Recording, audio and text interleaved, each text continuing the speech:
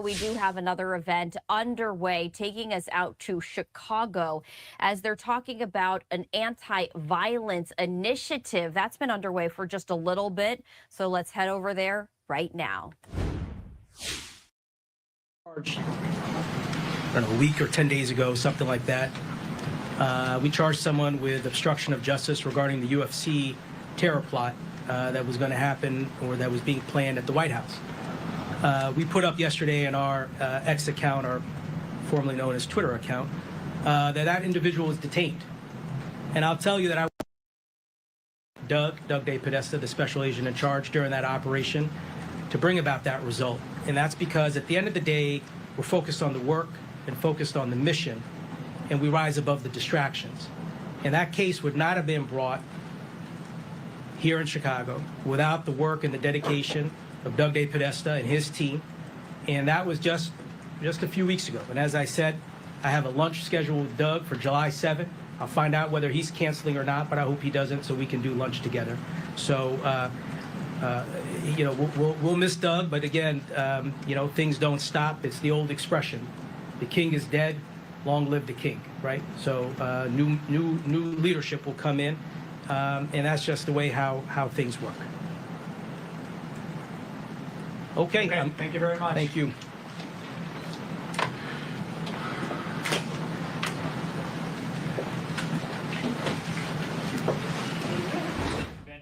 All right, so that event just concluded as we are waiting for U.S. Attorney Pirro to talk about the recent vandalism of the reflecting pool. What I'm going to do is this. I'm going to go back to the very beginning of that event where we were hearing from the U.S. Attorney based out of Chicago talking about an anti-violence initiative. And I'm going to start playing out those remarks right now. Immigration cases by almost 300%. And if we continue the pace that we're on with our Chicago Crime Gun Intelligence Center cases, our CJIC cases, our numbers will be up 450% compared to prior years. Operation New Dawn is representative of all the great work that the Chicago U.S. Attorney's Office and our federal law enforcement partners are doing to bring down violent crime and keep people safe. No distractions, no noise, no nonsense, no spin, no subterfuge, no treachery, no reckless reporting can take away from our results, from the incredible work that we are doing for the people in the unity of the federal apparatus that exists in Chicago, only a small cross-section of which you see on this stage here today. In fact, 52 days ago, the Northern District of Illinois achieved another first in the country when I assembled 43 federal agency heads that operate in Chicagoland, along with 10 U.S. attorneys from the region and even beyond, for what became the largest contingency of federal law enforcement agencies ever gathered outside of Washington, D.C. That event, which I dubbed Davos in Chicago, was notable for its scale and the high level of federal agency head participation, drawing comparisons to the traditional World Economic Forum in Davos, Switzerland, every year. Davos in Chicago was once again an example of the Chicago U.S. Attorney's Office innovating and leading from the front under my leadership. Indeed, our Davos was so successful that other districts and regions all across the country are now following in our footsteps and putting together their own version of Davos in Chicago. I want to personally thank all the special agents in charge and other law enforcement agency heads for their exceptional and strong partnership in this whole of federal law enforcement operation.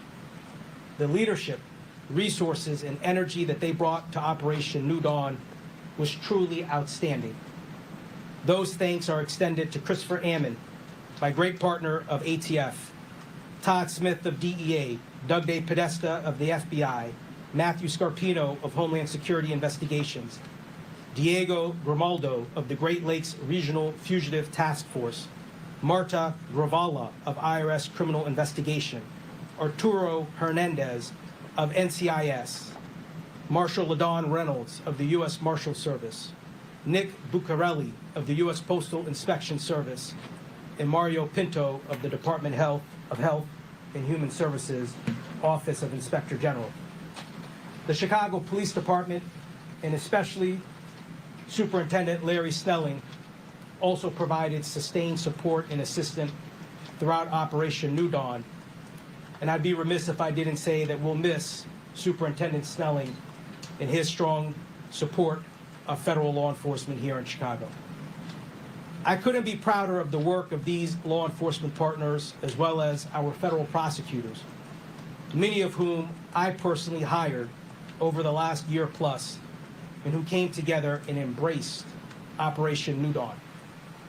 This 4th of July weekend, as we celebrate the 250th birthday of the greatest nation on earth, many families in the Chicago area will celebrate with loved ones because the whole of federal government in Chicago is taking violent crime seriously in a way that just hasn't been seen in years. The result is that the scourge of violence that has gripped Chicago for too long is beginning to see relief. It is now my pleasure and honor to introduce the Director of ATF, Robert Sakata. At the conclusion of Director Sakata's remarks, I will take a few questions, which hopefully will remain on topic. Director. Thank you. Good afternoon, everyone. Again, my name is Robert Sakata. I'm the Director of ATF. I stand here not only to represent my agency, but I'm here to represent all of our partners that U.S. Attorney Boutros just described to you. ATF and our partners are joined at the hip at the Homeland Security Task Force. This is a whole-of-government approach that we've taken not only in the city of Chicago, but Chicago, I think, is one of the biggest and shiniest examples that we can use of success when the government works together to use all of the expertise that each of us brings to the table to reduce violent crime in our cities across the United States. Yes, we are seeing historic reductions of violent crime throughout the country, and we're all proud of that effort. But we also know we can't let up on the gas. We are continuing to conduct operations like this in Chicago and in many cities around the country to ensure that the citizens of our cities impacted by violent crime are not feeling unsafe when they leave their homes with their families for the upcoming summer. The Spring and Summer Initiative had that full intention. Remove the violent offenders on our streets that have been operating the way they have for years, emboldened by many years of not being held accountable for committing their violent crimes throughout this city and in many other cities in this country. We will continue this effort throughout the summer and throughout the rest of this year. We have ourselves, ATF specifically, has 10 surges that are going on around the United States in addition to DC Safe and Beautiful and the Memphis Safe Task Force, all with the same purpose. And in each of those cities, ATF is not fighting this fight on their own. We're doing it with our Homeland Security Task Force partners, which is every one of these great leaders standing next to me and the great agencies that they each represent. Every one of our folks are putting our lives out on the line every day to make this city safer. And we're honored to be here, and I'm honored to be part of this team and standing with you all on either side of me. We couldn't do it alone, and we're here to fight this fight for you and to improve the conditions in this city over the summer. Thank you.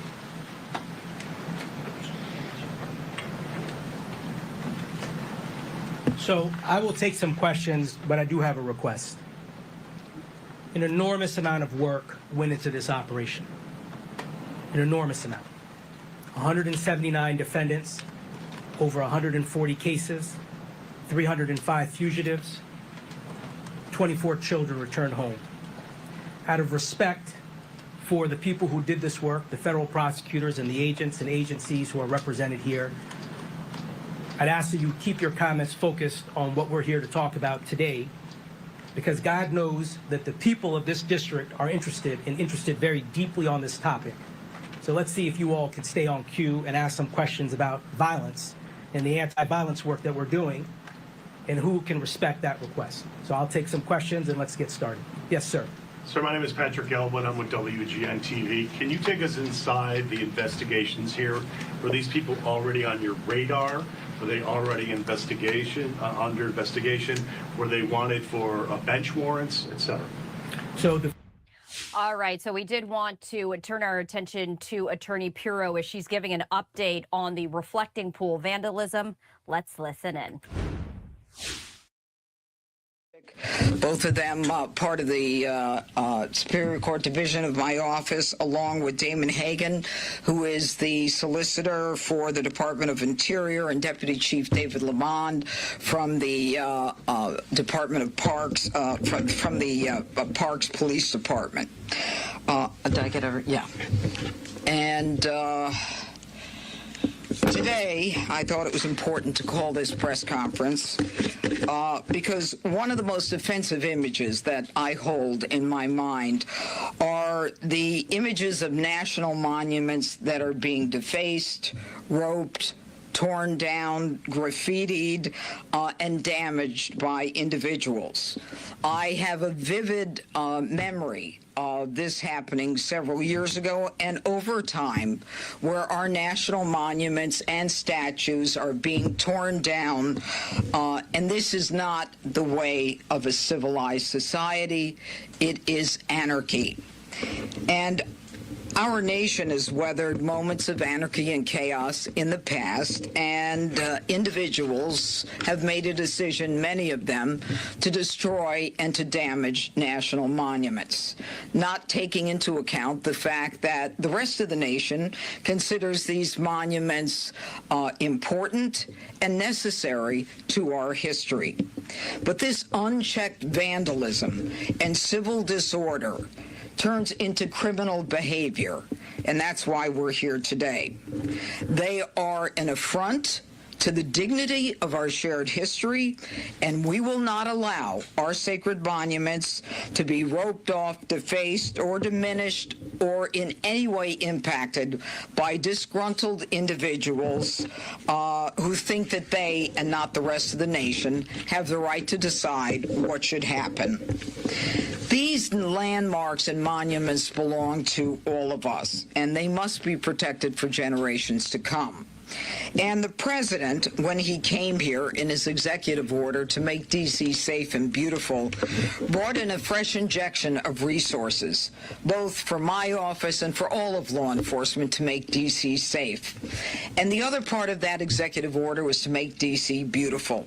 And as part of that, in anticipation of the celebration of 250 years of American history, the president, as you heard from him, has been able to improve and to clean up 50 parks, more than 48 monuments that have been repaired, 22 fountains have been returned to service, and these monuments and fountains must be protected, and those who decide that they want to do harm will be held accountable, just as they have been held accountable in the criminal justice system in so many of the press conferences that you have been in this room to witness.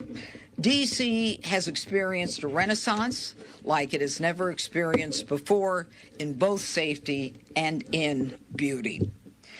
Today is about accountability for damaging a national resource, a national treasure, and that is the reflecting pool that runs from the Washington Monument to the Lincoln Memorial, which is, of course, a symbol of D.C.'s beauty and history. Now, it was recently renovated with significant funds and investment. Any tampering undermines that. And make no mistake, if anyone decides they want to damage that, whatever they think their reason is, or whether they think it's justified, or whether they think it's not important, will be held to account. This is a priority not only for the president, but for myself as well. So, today, a grand jury has returned a felony indictment against a defendant, David Hearn, for felony destruction of property, for which he faces 10 years in prison. The indictment is in response to an incident that occurred on June 19th of 2026, in which the defendant Hearn ripped a piece of recently installed sealant on the bottom of the reflecting pool at the Lincoln Memorial. The evidence shows, and we will prove beyond a reasonable doubt, that Hearn willfully destroyed property at the Lincoln Memorial reflecting pool. This was a deliberate act to damage the reflecting pool at the National Mall that members of the National Park Service actually have worked hard to restore and have witnessed. By Hearn's own admission, on June 19th, he reached down into the pool. Our evidence further shows that the National Park Service employees observed Hearn actually forcefully and violently pulling up and removing the bottom liner with both hands. According to witnesses, Hearn damaged approximately 2 square feet of sealant from the bottom of the pool. A Parks employee actually told Hearn to stop his behavior and stop what he was doing. Hearn reacted by shouting at that Parks employee, saying that she cared too much about the reflecting pool, and why did she even care, since it wasn't her pool. Now, Mr. Hearn's behavior was characterized by witnesses as belligerent, rude, and disrespectful, according to National Park Service employees that witnessed the event. Now, let me talk a moment about those employees. Many of those employees have come from around the country because they are proud of this nation. They are proud of the 250th anniversary that we are about to experience. Many of them have decided to step away from their desks and to go outside and actually work next to the pool to witness what was going on, as opposed to staying in a cool office. These are the witnesses that we're talking about in this case. These are the people who care about this particular monument and what is going on. They work long hours and they are tireless in their efforts, and they must be shown respect and not be treated with belligerence and with disrespect by those who seek to damage the very monuments that they are there to protect. And they certainly should not have to witness the damage done right in front of their faces. The United States Attorney's Office for the District of Columbia remains committed to protecting our national resources, our monuments, and our parks from vandals, and we are especially committed to doing so in advance of our 250th anniversary. Now, I don't know if, do you want to add anything to this? Sure. Deputy Chief Lamont from the Park Police. Good afternoon, everyone. My name is Deputy Chief David Lamont, and I am the Field Operations Division Commander for U.S. Park Police. U.S. Park Police's mission is to support the mission of the National Park Service and the Department of Interior, and to safeguard lives and to protect cultural resources. We understand this summer there are a lot of events for America's 250th birthday, and the U.S. Park Police will be very visible downtown. Our job out there is to keep people safe, and we encourage people to come down and enjoy the parks. That being said, if anybody does come down to the parks, commits any acts of violence, or commits any other acts such as vandalism, we will hold them accountable, and they will either be cited or arrested. Okay, questions? Was this part of the pool, you know, there had been some damage before. Was this part of the pool specifically, was the sealant already partially removed? Did he rip it back? Can you just describe in detail? Because he maintains that it looks the same as it did before he arrived. That's his. You know, I'm not going to get into the evidence, but what I told you is what our witnesses saw and experienced. There was an effort, a violent effort, to rip up the sealant from the bottom of the pool. And irrespective of whether or not, we think that, there is some situation that preceded it, we can state and prove beyond a reasonable doubt that he caused damage, and that damage is over $1,000. Keying in on that, how do you prove that $1,000? With an expert. Is that because Come to the trial. it has to be drained? Is that because it has to be You can. drained? We'll hear all that at the trial. Did he have any tools, or was it just his bare hands? Right now, we believe it's his bare hands, both hands. So does that indicate in your belief that it was probably damaged before, or do you believe that he had Oh, he damaged it. further? But do you believe it had already been damaged before? He damaged the pool. Before he touched it. He damaged this pool.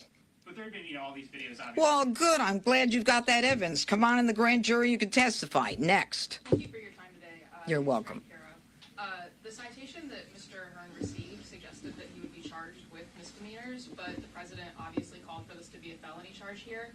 Did you ultimately decide to charge this so harshly at the president's direction? I didn't charge anything harshly. I charge according to the evidence. When we have witnesses, when we have the defendant on record saying things that are not true, and we have witnesses who are disinterested, who have no motive to lie, they have no agenda, they're just working there, and they are actually witnessing damage to a national monument, we're going to go forward.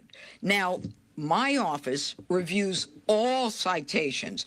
Everything that the police do in this jurisdiction is reviewed by my office. We review it. This is a case with tremendous evidence, and this is a case where the evidence dictates where we land. Next. U.S. Attorney Bureau, there have been other people who have been arrested for Yeah. incidents at the reflecting pool. Are you taking all of them to the grand jury? It depends on the evidence that we have. We have about a half a dozen other cases. Some of them will be misdemeanors, and some of them could be less, like a violation.